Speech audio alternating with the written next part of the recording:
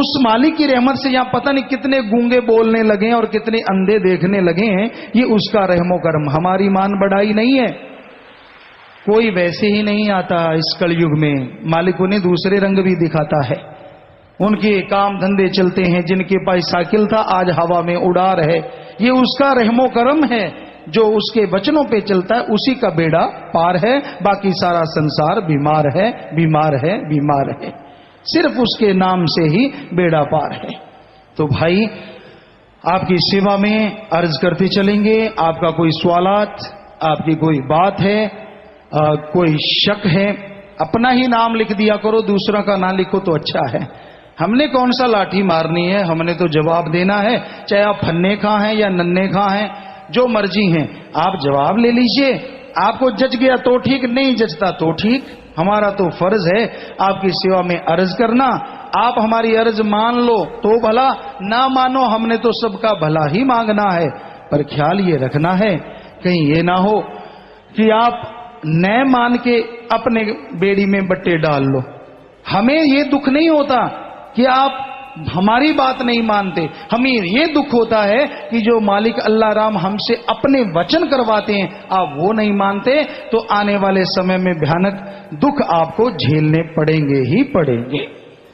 क्योंकि माने की गति कहीं ना जाए, मान लो तो फिर जो गति अच्छे में होती है वो कहने सुनने से परे है। आप अंदाजा भी नहीं लगा सकते, इतनी खुशियां मालिक घर बैठे ही बख्श देते हैं। सो भाई आपसे गुजारिश कि आप अमल करना, और सवाल जरूर भेजो, जवाब भी ले लो, लेकिन उस पर चलना सीखो। तो आज का भजन, आज का शब्द जिस पे आज का सत्संग है, तो वो भजन शब्द है जी, तन साफ बनाते हो मन साफ बनाया करो, तीर्थ है सबसे बड़ा सत्संग में आया करो, अरे दुनिया को रिझाते हो मालिक को रिझाया करो, अल्लाह को रिझाया करो, वाहिगुरु को रिझाया करो।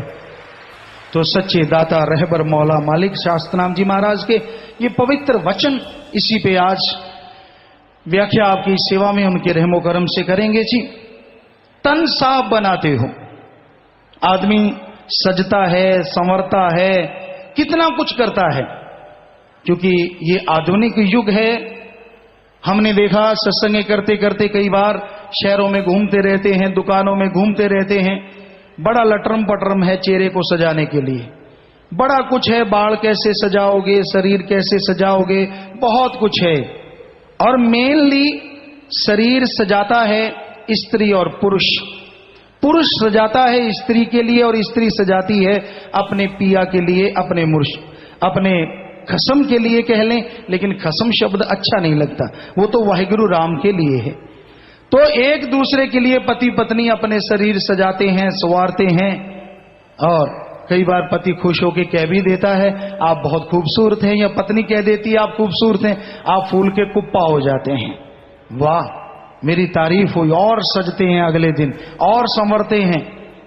यहां पे एक बात और कहने से हमसे रहा नहीं जा रहा, पति पत्नी का तो चलो ठीक है, आज इतना गंदा युग है, इतना घोर कलयुग है कि यहां लड़का लड़के के लिए सज रहा है और लड़की लड़की के लिए सज रही है, जिसे समलैंगिकता कहते हैं। हद से ज्यादा गुनाह, हद से ज्यादा पाप।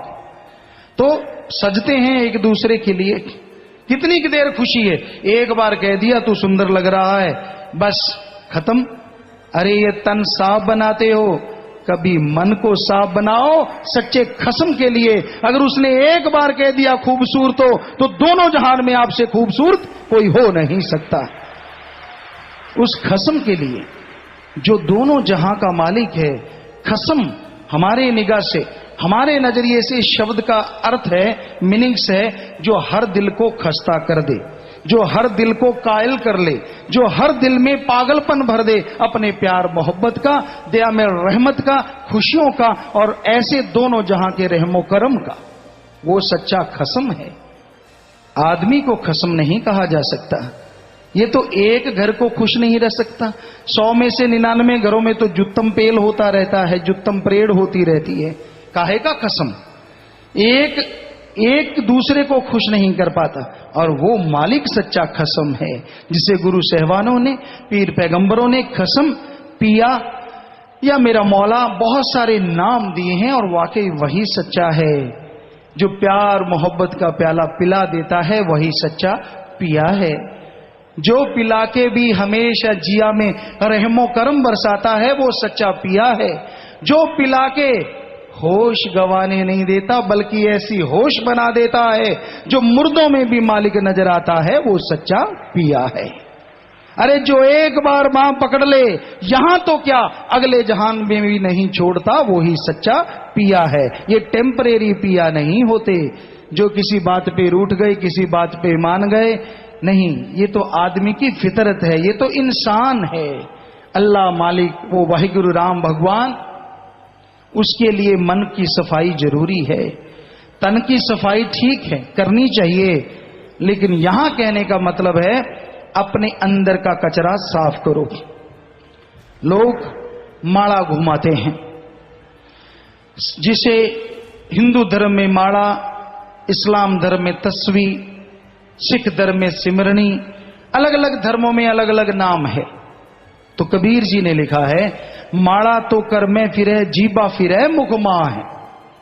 माला हाथ में चल रही है, जीबा मुंह के अंदर चल रही है।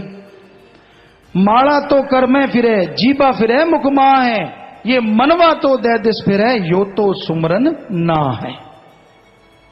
मन 10 दिशाओं की तरफ भागता है, 4 दिशाएं, 4 कोने, ऊपर और नीचे, हर जगह भागता है मन, कोई जगह छोड़ता ही नहीं। तो उस माला घुमाने का क्या फायदा। हमने कई बुजुर्गों को देखा, एक जगह बुजुर्ग माला घुमा रहे थे, हम भी जाके बैठ गए कि चलो भाई राम का नाम चल रहा है। जाके बैठे, वो मालिक का नाम लेके माला घुमा रहे थे धीरे धीरे। इतने में उनका पोता नाती आया, कांच के कुछ गिलास पड़े थे, कांच पड़ा था, तो पोता खेलता खेलता छोटा आया, उसने गिलास तोड़ दिए। अब वो बुजुर्गों के हाथ में माला तो चल रही है, लेकिन जीबा से मालिक का नाम चला गया। क्या होने लगा, इधर माला चल रही है और जीबा पे तू मर जाए तेरा बेड़ा बैठ जाए, ये क्या कर दिया, इतना नुकसान कर दिया, इधर माला पटापट पटापट पटापट।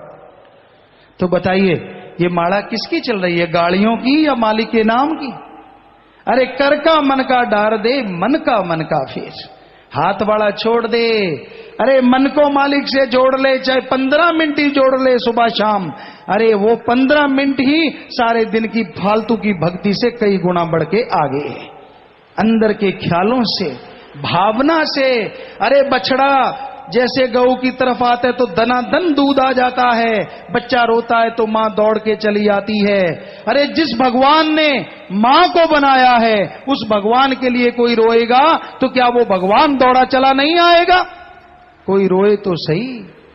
लोग रोते हैं मुझे बेटा चाहिए, लोग रोते हैं मुझे दूध चाहिए, लोग रोते हैं मुझे पैसा चाहिए।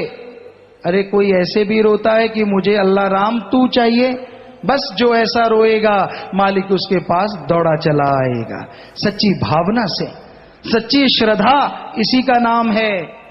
आज कलयुग में श्रद्धा क्या बना दी, हर धर्म में हमने देखा, मंदिर मस्जिद गिरजाघर गुरुद्वारा हर जगह गए। हम सच बोलते हैं इसलिए ज्यादा लोग पीछे पड़ जाते हैं, लेकिन क्या करें, फकीरों का काम सच बोलना है, यहां सच के सिवा कुछ नहीं चलता। तो हर जगह गए, लोग क्या कहते हैं, जितनी तेरी श्रद्धा है चढ़ा दे। हमने कहा श्रद्धा भी चढ़ाने वाली चीज है। कहते नहीं नहीं, पैसा, जितनी तेरी श्रद्धा चढ़ा दे, जितनी तेरी श्रद्धा दे दे। यानी पैसे को ही श्रद्धा बना रखा है।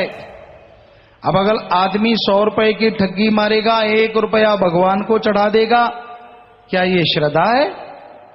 ये तो उल्टा भगवान को हिस्सेदार बना लिया कि भगवान जी मैंने 100 की ठगी मारी है, 1 रुपया तू ले ले, तेरा भी हिस्सा मिल गया, तू भी खुश और मैं भी खुश। वाह कितना चालाक है आदमी। प्रसाद सुख सुख दे, पंजाबी जी कहते सुख सुखनी, हिंदी में कहते मन्नत मांगना। इस्लाम धर्म में, हिंदू धर्म में, और मन्नत मांगते कितनी है, 25.25 का प्रसाद, 1.25 रुपए का प्रसाद, 51 का। हमने एक दिन सोचा ये 25 पैसे ऊपर क्यों रखते हैं। बाद में ख्याल आया कि जब जाके डिब्बा रखते हैं 25 पैसे का प्रसाद भगवान का, 25 रुपए का खुद रगड़ जाते हैं।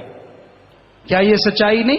एक पीस निकालते, ले मालिक तेरा, और बाकी डिब्बा खुद रगड़ जाते हैं। क्या ये सच नहीं?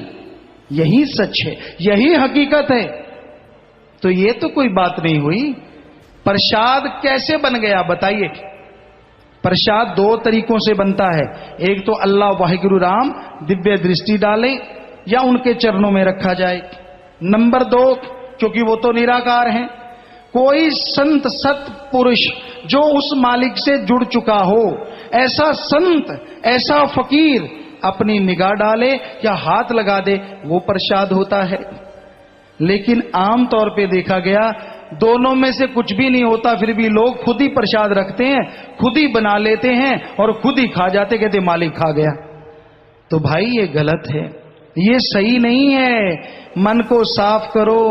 इन झंझटों में परमात्मा नहीं, ना वो अमीरी में ना गरीबी में। जिसका मन साफ है मालिक मिलता उसको है। जिसकी श्रद्धा भावना अंदर से तड़प है, जो अंदर से व्याकुल है, जो उसके लिए वैराग्य में रोता है, मालिक उसके पास पता नहीं कब आके खड़ा हो जाता है और कभी जाता ही नहीं।